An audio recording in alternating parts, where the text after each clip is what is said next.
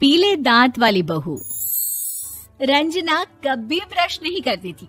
उसे कितनी बार उसके माँ बाप ने डांटा, लेकिन उसका कोई असर उस पर होता ही नहीं था, जिस कारण से उसके दांत पीले पीले हो जाते हैं।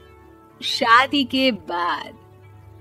अरे बहू, वैसे तो तुझ में कोई कमी नहीं है, पर तेरे दांत इतने पीले कैसे हैं बेटा? कैसे मतलब? कोई सर्जरी थोड़ी ना कराइए।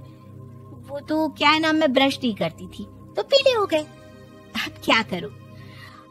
आप कहे तो लाल करवा लूं या फिर काले? यार ये क्या है, क्यों माँ से लड़ रही हो? लड़ रही हूँ? अरे मैं लड़ रही हूँ या ये बोल रही है कि दांत पीले हैं, पीले। अरे तपस्या थोड़ी ना की है इन्हें पीले करने के लिए। बकायदा ब्रश नहीं किया है 20 साल तक, तब जाकर। छी, कैसी बात कर रही हो? ये उस वक्त तो पीले नहीं थे जब हम लोग तुम्हें देखने आए थे। अरे तब साफ करवा लिया होगा डेंटिस्ट के पास जाकर। अब देखो कैसे पीले पीले लग रहे हैं। रंजना सास की तरफ गुस्से से देखती है।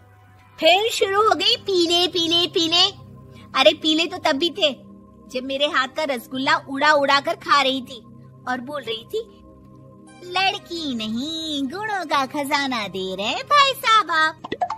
खैर, अब वो लोग करते भी तो क्या करते, पीले दांत वाली बहू पल्ले पड़ी थी तो झेलना तो था ही।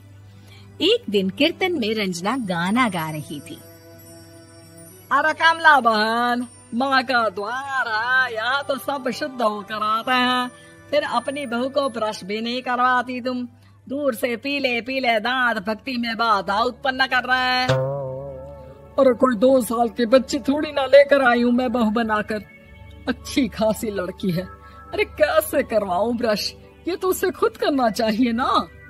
अब माँ बाप तो इसके जैसे तैसे निपटा दिए, ये नहीं सोचा कि सास कैसे संभालेगी। सास बहू को लेकर घर आ जाती है, लेकिन सोच लेती है कि अब इसे लेकर कहीं नहीं जाएगी। अगले रोज बहू कहती है, अरे क्या हो गया, मंदिर नहीं जाना क्या? कीर्तन का वक्त हो रहा है। मेरी मधुर वाणी से कान्हा जी जागते हैं और सोते हैं। आप तो जानती है ना उनकी भक्ति में कितना मन लगता है मेरा। वो क्या है ना, तबीयत ठीक नहीं लग रही है मेरी, आराम करूंगी मैं। तबीयत ठीक नहीं लग रही? अभी तो मिथुन के गाने पर नाच रही थी आप, और अब बोल रही है कि तबीयत ठीक नहीं लग रही। अरे भक्ति में मन लगा लो सासू माँ, ऊपर जाना है, क्या मुंह दिखाओगी आप? हाँ? सास को बहू की बात पर गुस्सा आ जाता है। मैं क्या मुंह दिखाऊंगी, इसकी चिंता तो ना कर, समझी? अपने मुंह की चिंता कर, जो ये पीले पीले दांत लेकर हर जगह पहुंच जाती है। पता है लोग कितना मजाक बनाते हैं। ना जी ना, मैं नहीं जाना कहीं तेरे साथ। तो ये बात है। कोई ना, मत जाओ, मैं अपने कमरे में ही बैठकर भक्ति कर लूंगी। ऊपर वाला दांत थोड़ी ना देखता है, मन देखता है, भावना देखता है। और अरे बस बस, तू सब कुछ दिखा, बस ये सफेद चमकदार दांत ना दिखाना किसी को, है? जा यहाँ से। बहू को सास की बात का कोई फर्क नहीं पड़ता, वो तो जैसी थी वैसी ही रह जाती है। सुबह नहाकर किचन में खाना बनाना, फिर खाना खाना, कीर्तन भजन करना और सो जाना। एक दिन, माँ जी मैं सहेली के घर जा रही हूँ, शाम को लेट आऊंगी। हाँ, तो जाना, मैंने कौन सा तेरी आरती करनी है घर पर बैठकर। रंजना सहेली के घर जाती है, जहाँ वो पार्टी में जाने की तैयारी कर रही होती है। अरे शिखा, कहाँ जाने की तैयारी कर रही है? मैं गलत वक्त पर आ गई क्या? अरे नहीं यार, उल्टा सही वक्त पर आई है। मैंने ये साड़ी और ज्वेलरी निकाली है यार, शाम को इनके ऑफिस की एक पार्टी में जाना है। बताना कैसा लग रहा है ये सब? नहीं यार, इस ड्रेस के साथ तो वो वाली ज्वेलरी अच्छी लगेगी। हाँ, सही बोल रही है, मैंने ध्यान ही नहीं दिया। वैसे तो हमेशा से मस्त फैशन सेंस रखती है। तो बड़ा जाती होगी ना पति के साथ पार्टी में। रंजना कुछ नहीं बोलती, बस सोचती है कि यार काश ये बात सही हो जाती, पर मैं क्यों नहीं जाती पार्टी में? क्या इन लोगों की कोई पार्टी होती नहीं होगी? रंजना घर आती है और रात में पति से सवाल करती है, एक बात बताइए, आप मुझे किसी पार्टी में क्यों नहीं ले जाते?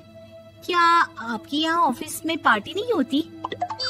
पति बेचारा क्या कहता कि दांत पीले हैं तुम्हारे इसलिए। अरे कोई पार्टी होती नहीं हम लोगों के ऑफिस में, तो कहाँ से लेकर जाऊं?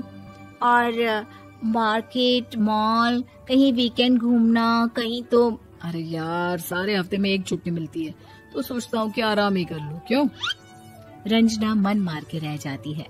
पहले कभी सास के साथ मंदिर जाया करती थी, लेकिन वो भी सास ने ले जाना बंद कर दिया। घर बैठी बैठी रंजना बोर हो जाती है। तभी उससे आइडिया आता है और वो मायके जाने का सोचती है। सासू माँ, 2 दिनों के लिए मम्मी के घर जा रही हूँ। अच्छा ठीक है, आराम से जा। और हाँ, माँ से कुछ अच्छी आदत सीख कर आना कि कैसे शरीर के हर भाग की तरह दांतों की सफाई भी जरूरी होती है, समझी? शुरू हो गई ना आप। वो लोग आपकी तरह नहीं है कि छोटी छोटी बात का बतंगड़ बना दे। उन लोगों के लिए मैं मायने रखती हूँ, ना कि मेरे पीले पीले दांत। रंजना माँ को बिना बताए उन लोगों को सरप्राइज देती है, लेकिन जैसे ही वो दरवाजे पर पहुँचती है, अंदर देखती है कि घर वाले कहीं जा रहे होते हैं। अब माँ, काश रंजना दीदी के दांतों वाली प्रॉब्लम नहीं होती, तो वो भी हम लोगों के साथ चलती ना बुआ जी की बेटी की शादी में। हाँ बेटा, लेकिन अब उसे कौन समझाए कि उसको उसके पीले दांत नहीं दिखते, लेकिन उसके आसपास के लोगों को कितना एम्बैरेसिंग फील कराते हैं। मुझे तो कितनी बार उसके स्कूल की टीचर ने शिकायत की कि उसके साथ कोई लड़की बैठना भी नहीं चाहती, और ना ही कॉलेज में कोई उससे बात करना चाहता था। लेकिन पता नहीं क्यों उसे ये बात समझ में ही नहीं आती। कोई कमी नहीं है उस लड़की में, बस यही कि दांत पीले हैं। वो तो भला हो जीजा जी और उनकी माँ का, जो दीदी को जैसी है वैसे ही रखा हुआ है। रंजना को अपने घर वालों की बात सुनकर बहुत दुख होता है। वो सोचती है कि वो क्या करे, लेकिन फिर वो सीधा डेंटिस्ट के पास जाती है, अपने दांत चमकाती है और कसम खाती है कि वो रोज ब्रश करेगी। अरे क्या हो गया? तुम तो 2 दिनों के लिए गई थी ना, पर कोई ना, अच्छा है, चलो आ गई तो। रंजना सास के सामने आकर खड़ी हो जाती है और पूरी स्माइल करती है, उसके चमकदार दांतों को दिखाती हुई। है? चले मंदिर। माँ, मुझे माफ कर दीजिए, मैंने आप लोगों को बहुत एम्बैरेसिंग फील करवाया। मैं आज से रोज ब्रश करूंगी।